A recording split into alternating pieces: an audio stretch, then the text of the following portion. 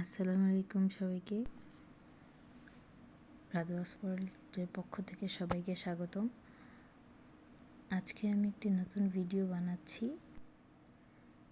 এটা সব নিউ মমদের লাগবে, তাই বানাচ্ছি। রসুন দিয়ে, সরিষার তেল দিয়ে রসুন ভাজা। এটা খুবই একটি উপকারী তেল।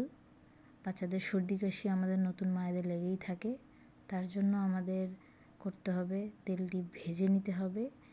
বাদামি রং হওয়ার পরে তেলটি নামিয়ে ঠান্ডা করতে হবে।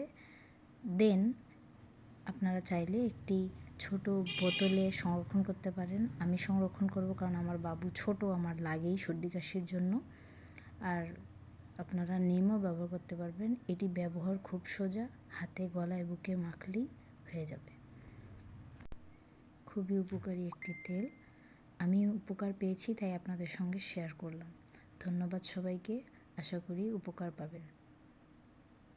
আসসালামু আলাইকুম।